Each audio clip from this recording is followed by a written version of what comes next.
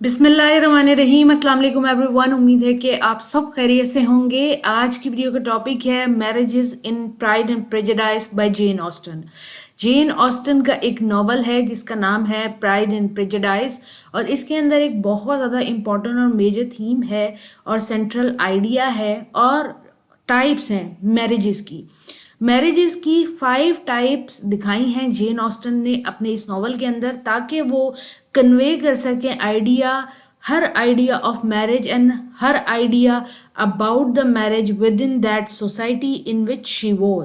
जेन Austen का ये novel pride and prejudice 1813 के अंदर पब्लिश हुआ था, यानी कि 19th सेंचुरी की जो वुमेन है, 19th सेंचुरी की औरतों की क्या कंडीशन है और मैरिज किस तरीके से चलती है 19th सेंचुरी में, इस क्वेश्चन के अंदर हमने ये डील करना है और 30 मार्क्स का ये क्वेश्चन डील करेंगे, ताकि अगर एग्जाम में इससे रिलेटेड क्वेश्चन आ जाए तो आप उसको ईजिली सॉल्व कर सकें। पर आज के इस क्वेश्चन की तरफ जाने से पहले मैं यूट्यूब पे आपको अपना चैनल दिखाना चाहती हूँ। BS English literature notes YouTube पे मेरा चैनल है, जिसको BSELN भी कह सकते हैं। इसके ऊपर लिटरेचर और लिंग्विस्टिक्स के बहुत सारे टॉपिक आपको ऑलरेडी मिल जाएंगे। अच्छी बात यह है कि हर वीडियो के नोट्स उस वीडियो के डिस्क्रिप्शन बॉक्स में दिए गए होते हैं। इसके अलावा कम्युनिटी के अंदर एक क्विज भी चल रहा है, जिसका एक हैंडसम अमाउंट जो है वो कैश प्राइज भी है। अब चलते हैं अपने आज के टॉपिक की तरफ। एग्जाम में किसी तरीके से भी इस सवाल को कंस्ट्रक्ट किया जा सकता है, जिसके अंदर types of marriages in this novel pride and prejudice पूछा जा सकता है, और मेजर थीम जो इस नॉवल की है मैरिज, उसके बारे में पूछा जा सकता है। सवाल को जैसे भी मर्जी कंस्ट्रक्ट कर सकता है कंस्ट्रक्ट करने वाला एग्जामिनर। आपने ख्याल रखना है कि आप अपना आंसर जो है according to the question structure दें, लेकिन जो मेन बात है वो यही आएगी। क्वेश्चन आपने इस तरह से स्टार्ट करें कि इंट्रोडक्शन दे, इंट्रोडक्शन आप अपना खुद बनाया करें ताकि यूनिक क्वेश्चन आपका अटेम्प्ट हो, लेकिन मैं भी आपको बताऊंगी। उसके बाद 5 टाइप्स ऑफ मैरिज, जिसके अंदर marriage for love, marriage for fun या फिर लुक्स आ सकता है। फिर उसके बाद marriage for money, marriage for convenience and marriage for reputation आता है। इसके बाद मैरिज जो है एज अ सेंट्रल थीम क्या रही है स्टोरी के अंदर, और जेन ऑस्टन के क्या थॉट्स हैं मैरिज के बारे में, इन सारी चीज़ों को डिस्कस करेंगे, कंक्लूड करेंगे। Pride and Prejudice by Jane Austen जैसे ही नॉवल स्टार्ट होता है, हमें मैरिज के इर्द गिर्द स्टोरी रिवॉल्व होती नजर आती है। हमें एलिजाबेथ नजर आती है जो अपने घर में जब जाती है तो उसके घर में चर्चा यही चल रहा होता है कि लड़कियों की शादी कैसे होगी, कहाँ होगी, किस जगह होनी चाहिए। और दूसरा टॉपिक ये होता है कि फाइनेंशियल क्राइसिस चल रहे हैं, या फादर की डेथ के बाद लड़कियों को कोई इनहेरिटेंस नहीं मिलेगी, तो ज़रूरी है कि वो किसी एक ऐसे आदमी से शादी करें जिसके पास वेल्थ मौजूद हो, ताकि वो अपना फ्यूचर सिक्योर कर सके। फर्दर जैसे जैसे स्टोरी आगे बढ़ती जाती है, पता लगता है कि मैरिज जो है वो बेसिकली 2 लोगों का मिलना ही नहीं है, बल्कि एक डील है सोसाइटी के अंदर, ख़ानदान के नाम की, दौलत शोहरत की, कन्वीनियंस की, और इसके अंदर लव के अलावा हर चीज़ नज़र आ रही है लोगों को। जेन ऑस्टन पूरे नॉवल के अंदर खुल के डिफरेंट टाइप ऑफ रिलेशनशिप को डिस्कस करती हुई नजर आती हैं और टॉप ओपिनियन भी देती नजर आती हैं।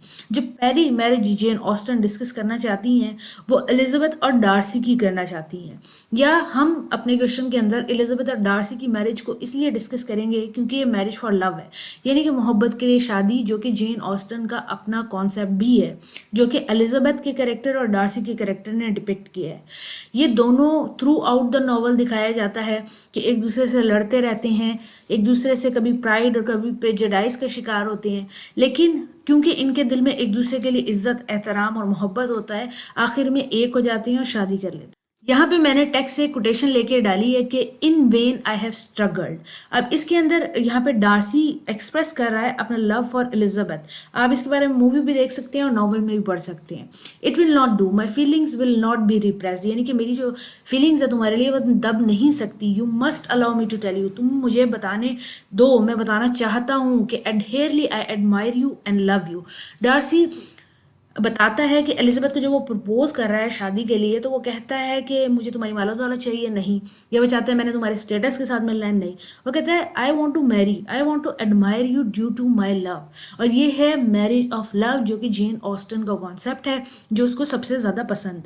उसके बाद आता है marriage for looks and fun. जैसे लिडिया और वेकम की शादी होती है, लिडिया वेकम के साथ भाग जाती है, और ये इस तरह की होती है कि अट्रैक्शन की शादी होती है। वेकम एक बहुत ज़्यादा हैंडसम इंसान ज़रूर होता है, लेकिन अंदर से खोखला होता है, एक हॉलो मैन होता है जो कि दौलत के पीछे भागना चाहता है, जो कि चाहता है कि पैसा मिले, और वो एक ख़राब इंसान होता है।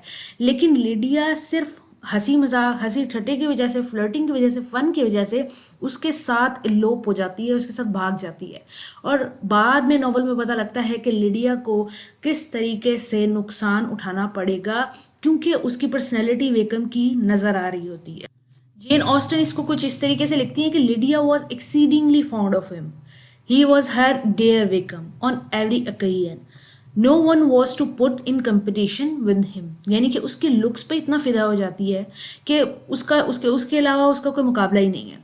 फिर मैरिज फॉर मनी, ये तीसरी तरह की शादी होती है, और ये एलिजाबेथ की बेस्ट फ्रेंड शार्लेट और उसके कजन मिस्टर कॉलिंस के दरमियान में होती है। शार्लेट की उम्र गुजरती जा रही होती है और उसकी फाइनेंशियल सपोर्ट कोई भी नहीं होती, तो वो फाइनेंशियल सिक्योरिटी हासिल करने के लिए विदाउट एनी लव कॉलिन से शादी कर लेती है। और जेन ऑस्टन इसको टेक्स्ट में कुछ इस तरीके से लिखती हैं कि ये शार्लेट के डायलॉग हैं जो वो एलिजाबेथ को बता रही होती है कॉलिंस के बारे में, कि उसने कॉलिंस से क्यों शादी की, क्योंकि एलिजाबेथ उससे कहती है कि शार्लेट तुमने मोहब्बत की शादी क्यों नहीं की। तो फिर उसको एक्सप्लेन करती है वो कि वो एक रोमांटिक औरत नहीं थी, वो कभी भी नहीं थी, वो एक सेफ सिक्योर फ्यूचर चाहती थी। उसके बाद मैरिज फॉर कन्वीनियंस, ये हमारे पास फोर्थ टाइप है जो कि मिस्टर एंड मिसेस बेनेट के दरमियान में होती है। मिस्टर एंड मिसेस बेनेट का जो इंटेलेक्चुअल लेवल होता है वो बहुत डिफरेंट होता है, लेकिन मिस्टर बेनेट जो है वो अपनी जवानी में मिसेस बेनेट की हरकतें देख के उनसे मुतासिर हो जाते हैं और उनसे शादी कर लेते हैं, लेकिन बाद में उनको पता लगता है कि हमारी कंपेटेबिलिटी ज़ीरो है, लेकिन वो डिवोर्स नहीं ले सकते क्योंकि उनकी 5 बेटियां मौजूद हैं। उसके बाद मैरिज फॉर रेप्यूटेशन, जो कि मिस्टर बिंगले और जेन के दरमियान में आती है। मिस्टर बिंगले एक अमीर आदमी होते हैं और एक हैंडसम अमाउंट ऑफ मनी कमा रहे होते हैं, लेकिन जेन बेनेट जो है वो एक गरीब घर से होती है। तो मिस्टर बिंगले की जो बहन है मिसेस बिंगले या सिस्टर ऑफ मिस्टर बिंगले, वो चाहती हैं कि जेन बेनेट की शादी ना हो मिस्टर बिंगले से, और वो पूरी कोशिश करती हैं और वो बार बार कहती हैं कि अगर जेन से इसकी शादी हो गई तो सोसाइटी में क्या इम्पैक्ट जाएगा, हमारी क्लास कहाँ जाके सेट होगी। वो इसके खिलाफ होते हैं और डार्सी भी इस शादी के खिलाफ होता है due to the reputation difference.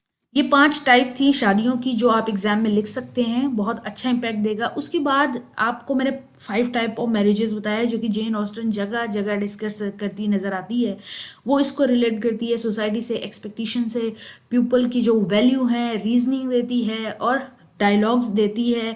Through out the story यही चलता रहता है स्टार्ट से लेकर एंड तक। इसके अलावा ये मेन थीम इस वजह से भी है क्योंकि इसके अंदर मेन फोकस ही लोगों का यही होता है कि कैसे शादी की जाए, किस आदमी से की जाए ताकि वेल्थ हासिल की जा सके या फिर फ्यूचर को सेव किया जा सके। जेन ऑस्टन की क्या थॉट्स हैं मैरिज के बारे में? जेन ऑस्टन का जो आइडिया अबाउट मैरिज है वो यही है कि the best marriage is marrying for love, यानी कि मोहब्बत की खातिर शादी करनी चाहिए, जो कि उसने अपने मेन कैरेक्टर के अंदर एक्सप्रेस भी किया है। उसने हर तरह की शादी दिखाने के बाद एलिजाबेथ और डार्सी को सबसे ऊपर रखा और उसने दिखाया कि किस तरीके से वो उनको एडमायर करती। प्लस वो ये भी बताती हैं कि लोग जो पैसों के लिए शादी करते हैं, लुक्स के लिए शादी करते हैं, वो शादियाँ ज़्यादा बेहतर नहीं होती। अगर आपको एक अच्छा ट्रू पार्टनर मिल जाता है दैट मैटर्स द मोस्ट। उम्मीद है कि आपको ये सवाल समझ आ गया होगा, इसका जवाब किस तरीके से देना है ये भी समझ आ गया होगा। Thank you for watching, take care, let the next video.